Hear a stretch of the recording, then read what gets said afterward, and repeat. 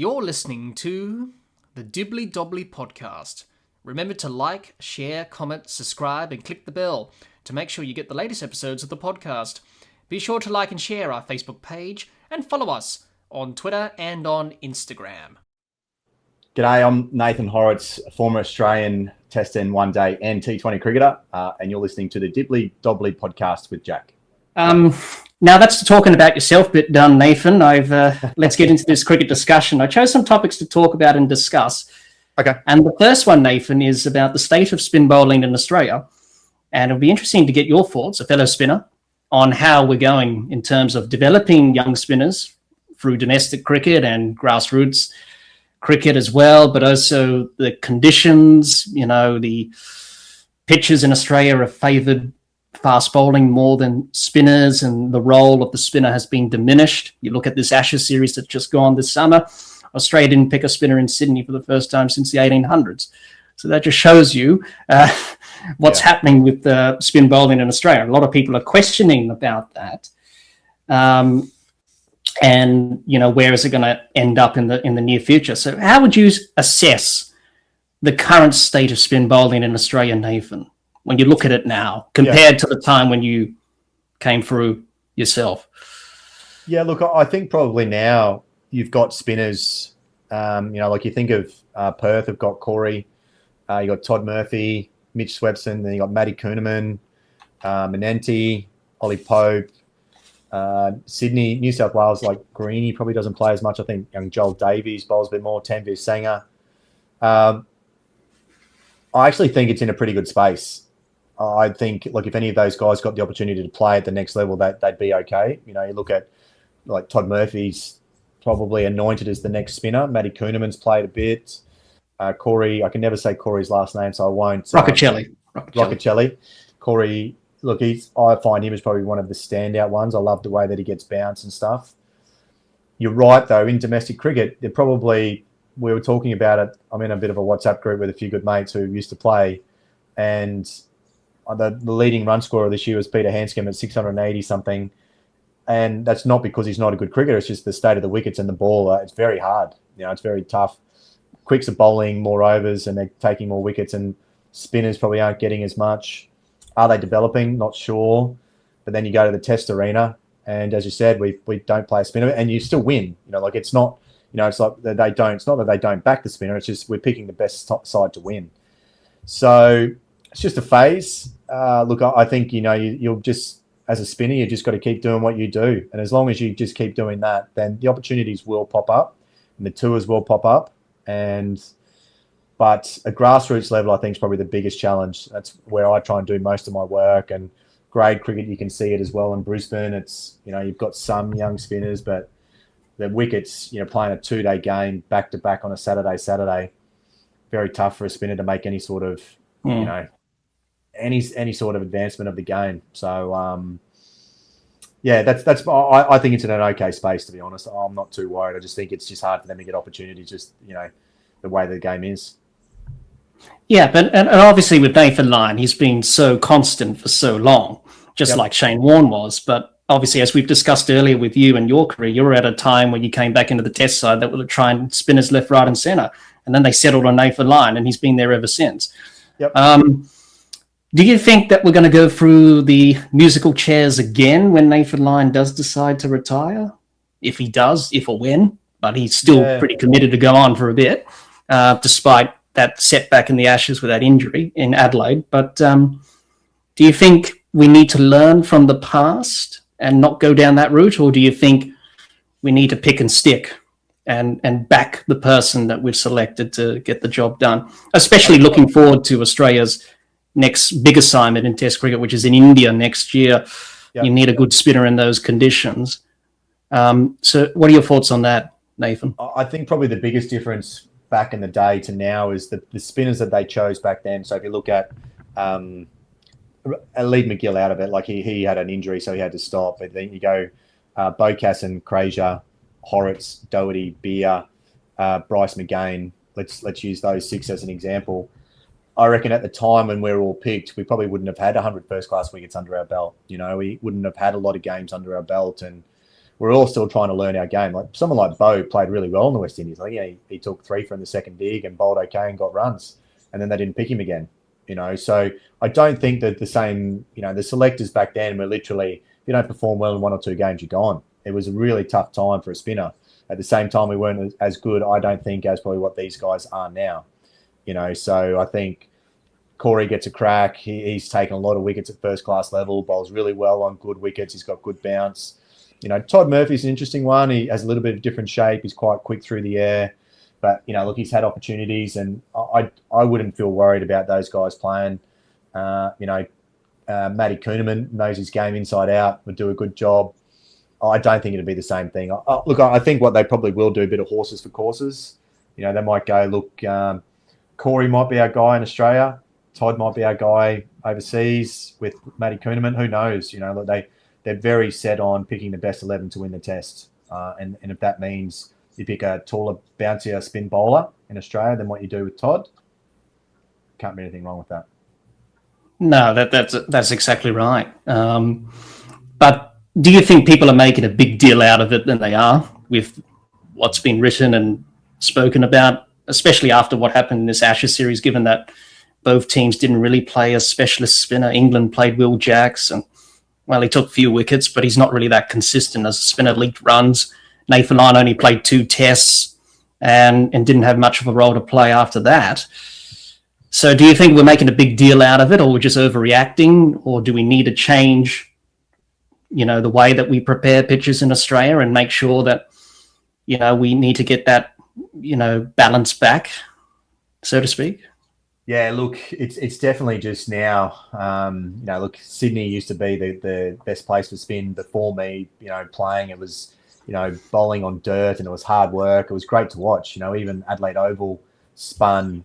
Look, they still spin, but they're more conducive to the quicks. And you listen to a lot of the players talk about the Kookaburras have that two coats of lacquer on it now.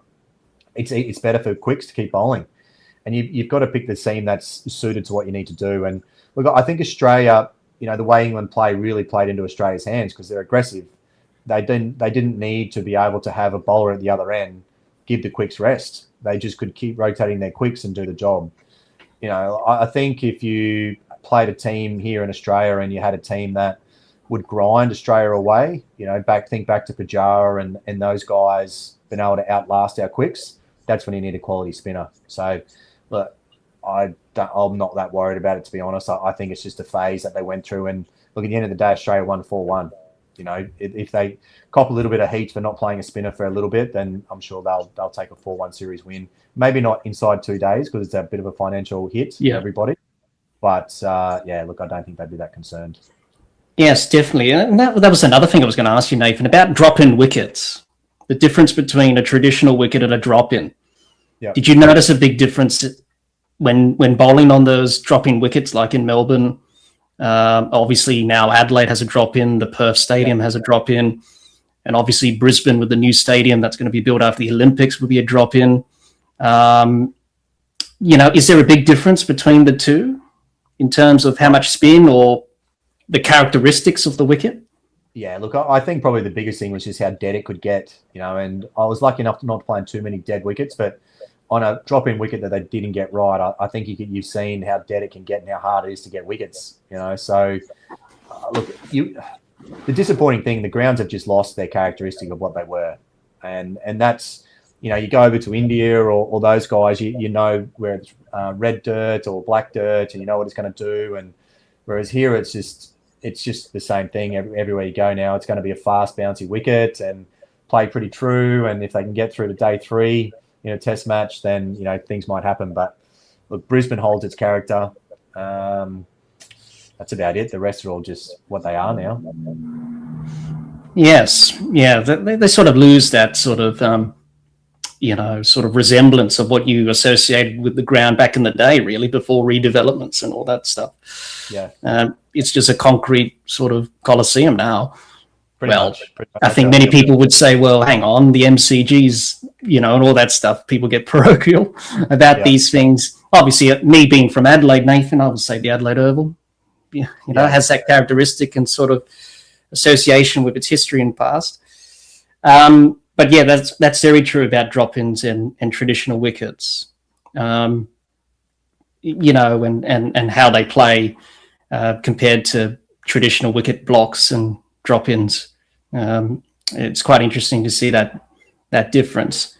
But if you had to choose someone who's going to replace Nathan Lyon eventually when he does retire, who do you think is going to get the nod in terms of he's going to be our next Nathan Lyon or be the next spinner for Australia for the next 10 or so years? Yeah, it's an interesting one. Look, I think by the feel of it, I think they really like Todd Murphy. I think they like what he's got, and he's shown all characteristics. He's very good. He's aggressive. He's accurate. He takes wickets and he can tie down an end. So I'd say probably between him and Corey would be the main two guys that they'd probably be looking at as cricketers that can be there for a long period of time. And then Matty Kuhneman's been doing a really solid job, left arm finger spin, and like Sweppo's still going well, but I don't see Sweppo. I don't see the leg spin coming into play, anymore. And I think those two guys will be the main part. Yeah, definitely. We shall see once Nathan Lyon decides to hang up his spikes. Hopefully he plays on for another a long while, because he's just gone past Glenn McGrath and the Ashes. He wants to try and get Warney, but that's a bit of a challenge there. But who knows? He could get close. Yeah, he's I think he'll try and probably yeah, definitely. Well, especially in India next year, if he gets a bag of wickets over there on those pitches. And seeing how India have been struggling in Test cricket of late, losing to South Africa and New Zealand.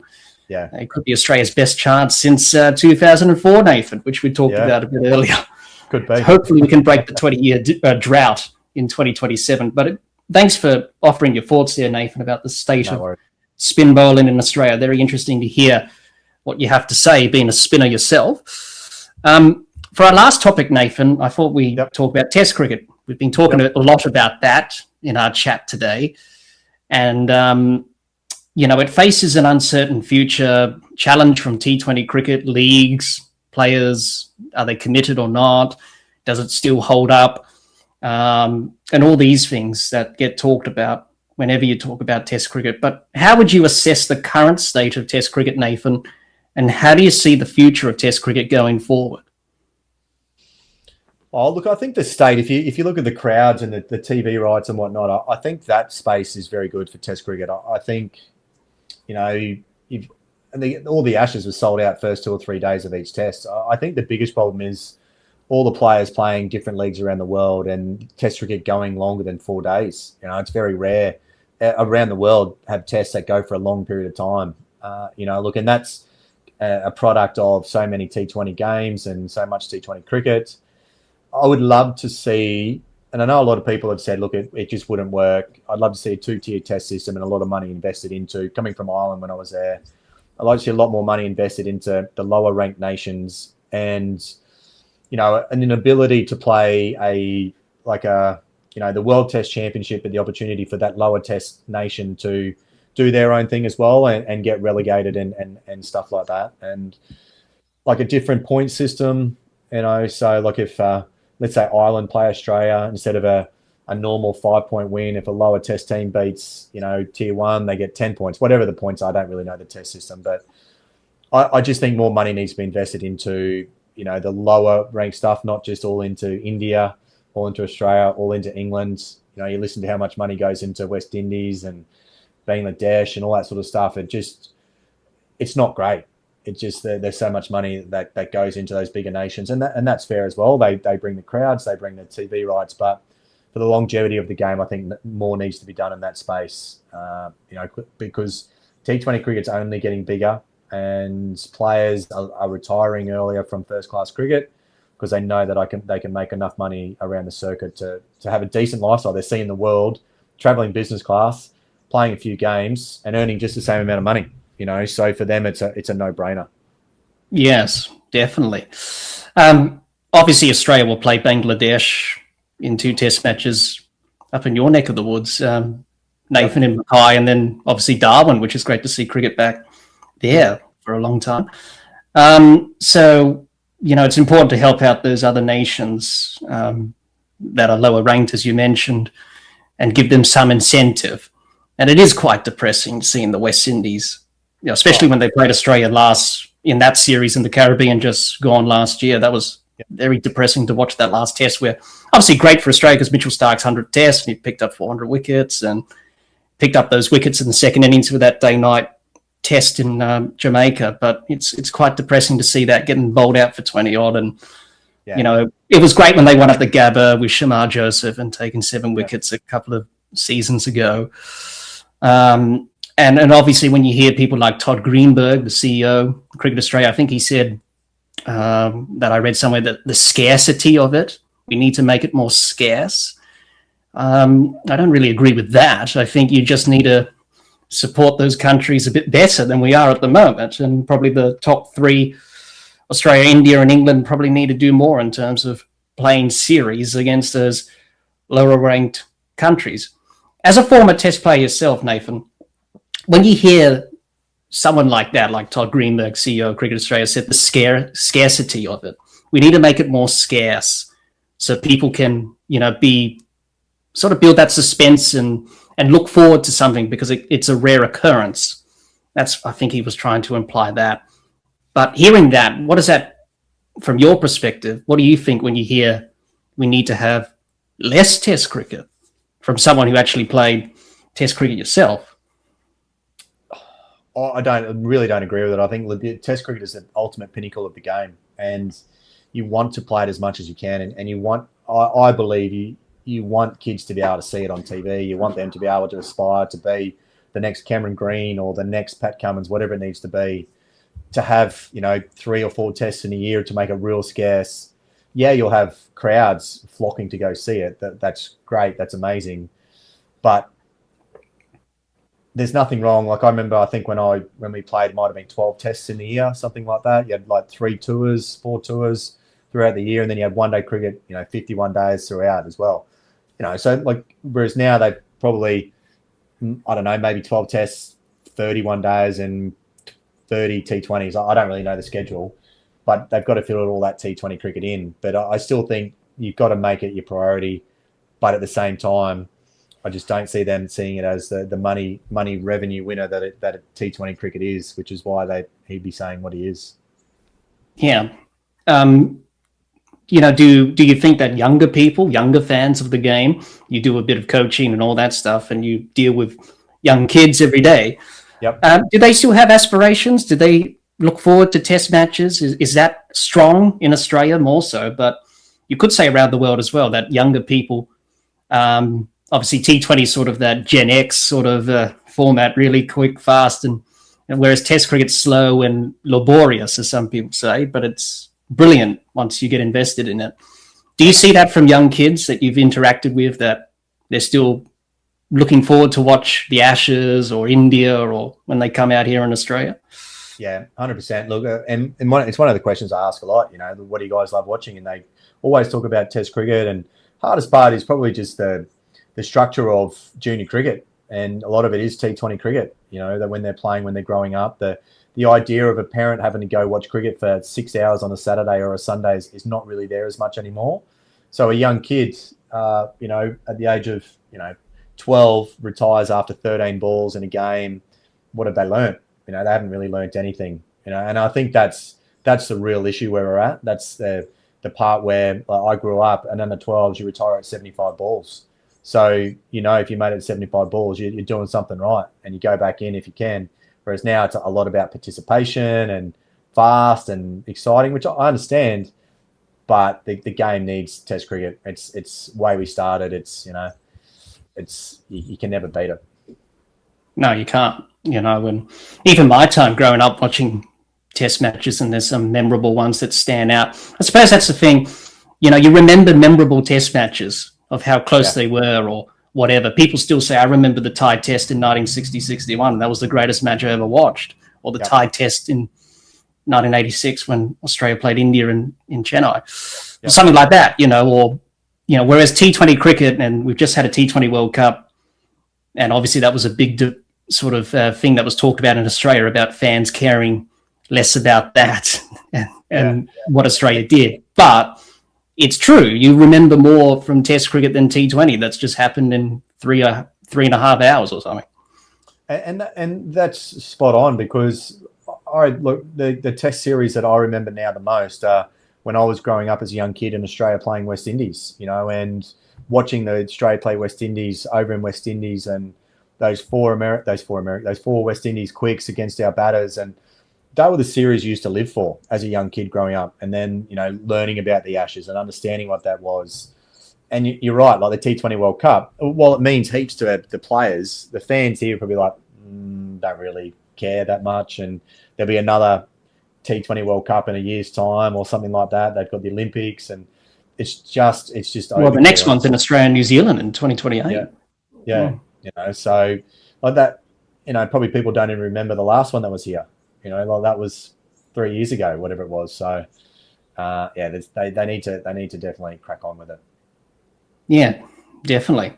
But very interesting to hear your thoughts on that, Nathan. Obviously, great to hear your thoughts on Test cricket, and still optimistic that it's going to be strong and present for years to come, and hopefully for younger people to watch as well. It's a wonderful format, and obviously, as we've discussed in our chat today, your experience playing Test cricket for Australia, what it means, and it's good to hear that young kids are still aspiring to hopefully play for Australia or watch Test cricket and love it just as much as you and me and others listening or watching to this episode have done their whole entire life. So let's hope it's in a good place in the years to come. But we need to get a few things sorted out first.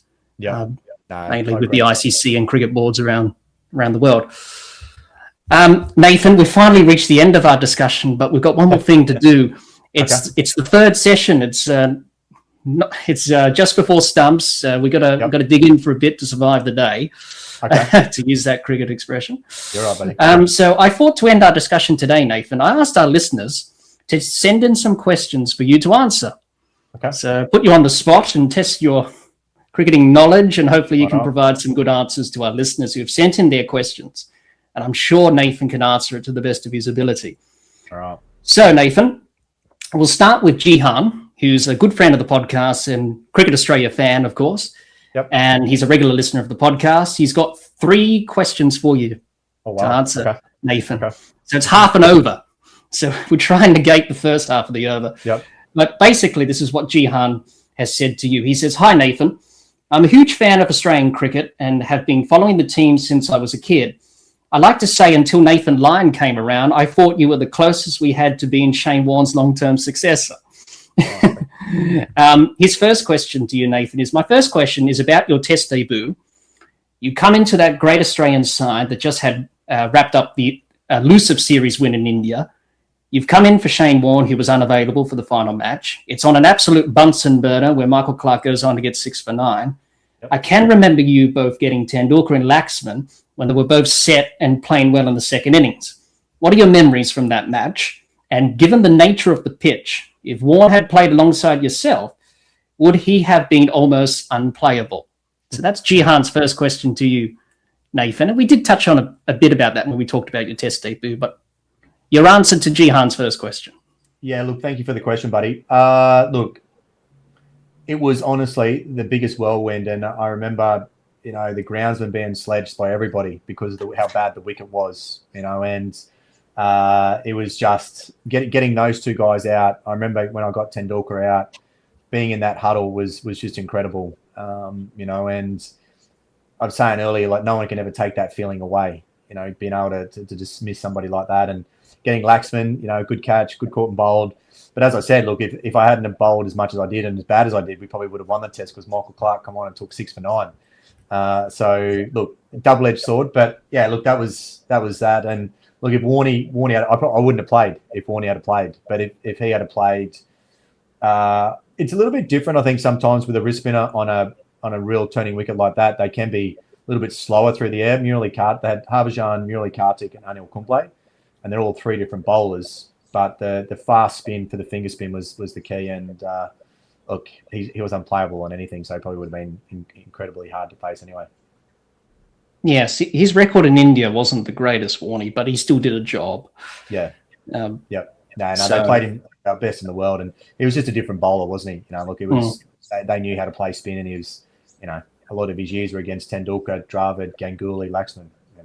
Pretty tough Yes, especially in the preceding series in 2001, he had some interesting battles with those guys, as we know. So that's Jihan's first question. His second question to you, Nathan, is I'd like to ask you about the 2009 Ashes.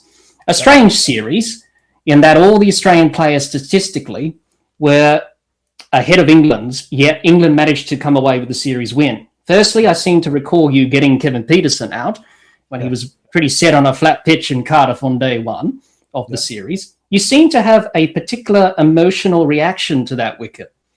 What was the reason for that? And what are your memories of that classic test match? And then he goes on, Nathan. And what was your reaction to being left out of the decisive fifth test at the Oval, which was clearly a mistake in hindsight, most likely cost Australia the series? So your answers to those questions from Jihan there. Yeah, look, that test, that first test, it was one of the hardest tests.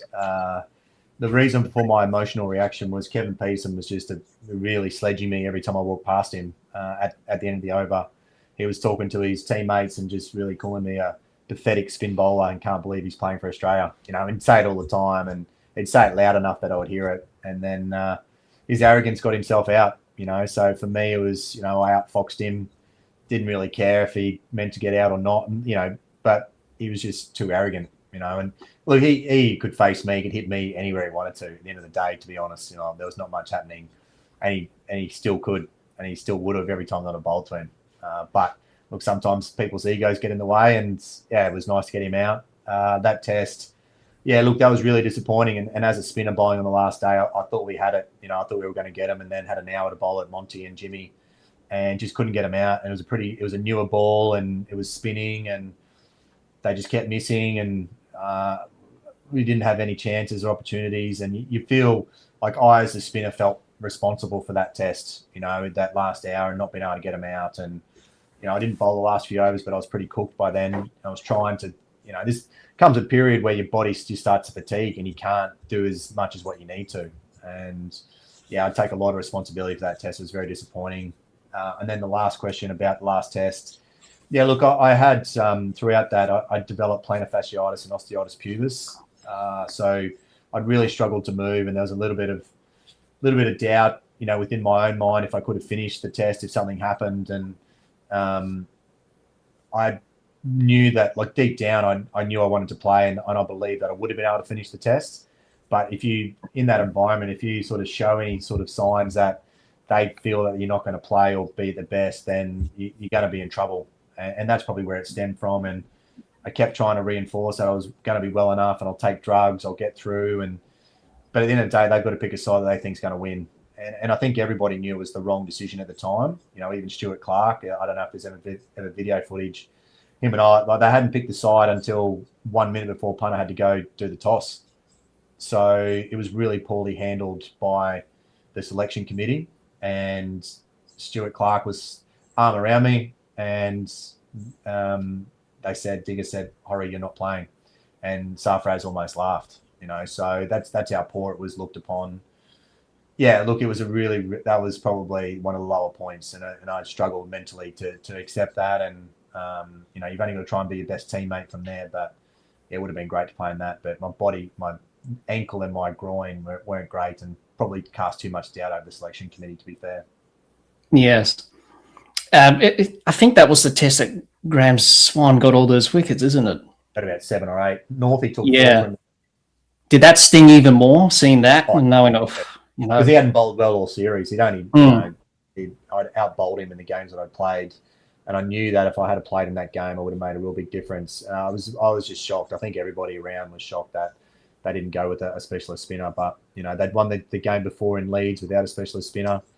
Sarfraz bowled well, and they just, you know, I think if they had won the toss and batted, it might have been a different story. But when you're relying on that result, that's very tough. Yes, but obviously a highlight in Ashes series, of course. Even though Australia didn't win, but it was a big highlight to be a part of an Ashes series, and especially a memorable first test where Jimmy and Monty hung on for dear life. Yes, and Ricky Ponting not happy about time wasting. No, I didn't blame him either at that time. So, look, it was just one of those things. And as I said, look, as a spinner, you know, I take a lot of responsibility out of that test, and it would have been great to win. Yeah. And finally, his last question to you, Nathan, is Finally, I'd like to ask you about the state of spin bowling in Australia and the recent change to more fast bowler-friendly pitches. When Nathan Lyon was dropped for the Jamaica test, a lot was made of it, and at the time I thought it was a typical horses for courses selection, and that he'd come back in and resume his long-term role. However, looking back now, he barely played a role last summer against India. He's had 2 soft tissue injuries in 2 years, and although replacements have been brought into the squad like Todd Murphy, Australia have been reluctant to select him. Perhaps most surprising was the lack of a specialist spinner for the most recent Sydney test. Given Australia's upcoming tours of India and England, where spin bowling will play a key role, where do you see this going? So your thoughts on that question from Jihan, Nathan? Yeah, look, we sort of touched on it earlier. Look, I'm not too worried about it. Look, I think that the issue is more just the state of the wickets. I do think a spinner needed to play in Sydney, and the conditions there were good enough for a spinner to play, to be honest. It spun, and, Will Jacks, if England had another 100, Will Jacks would have been very dangerous. I'd actually said that he should have opened the bowling, and, he's not good enough to he showed in the T20s that he was great. He was a different bowler. But, yeah, look, I wouldn't worry too much. Yeah, look, it's going to be interesting to see. I think they'll still play Gaz, give him an opportunity. He's been our best for a very long time now, and but just have to see how well he comes back from the hamstring injury and go from there. Yeah, definitely. And thanks for your questions, Jihan. They're always great questions. Nathan answered them to the best of his ability there. We move on, and Gaurav has sent in a couple of questions for you, Nathan. He says, what was your best wicket? He didn't specify which particular format, so for the sake of that, I think we'll just say Test and ODIs, your best wicket that you took in your career. And then he wants to know your thoughts on Nathan Lyon and how do you rate him and see him as a spinner? Yeah, look, probably one of my best wickets was I got when I was playing for New South Wales. I got Yunus Khan out when he was playing for South Australia down in when we were playing at New South. He was pretty well set and set a decent field and got him out. That was one of my better ones. Test cricket. Look at getting Muhammad Amir out with the Doosra. Like done a lot of work on it. It had bounced and spun back, caught short leg. That was pretty cool. One day crickets. Look, they were all pretty good. I can't think of any off the top of my head that I thought was better than Enna. But getting we got Herschel Gibbs out at at the Wanderers when he was well set. I bowled really well. Yeah, look, there are plenty of them, that's for sure. Yeah, definitely. Well, 63 in both, so it's perfect symmetry there, Nathan. So you did well to get the symmetry right there. And he wants to know your thoughts on Nathan Lyon. My thoughts are, like, he's amazing. Look, and he's had an incredible career, and he came when I very first saw him when I was 30 or 31, and he was just coming into the scene, and the shape that he had on the ball then, you could see it in slow-mo, was amazing. And look, he's just been able to do. He's been very consistent. He came out with a different ball, the Gaz or whatever, or the Gary, or the ball. It was Jeff. It was Jeff, I think, from memory. Yeah.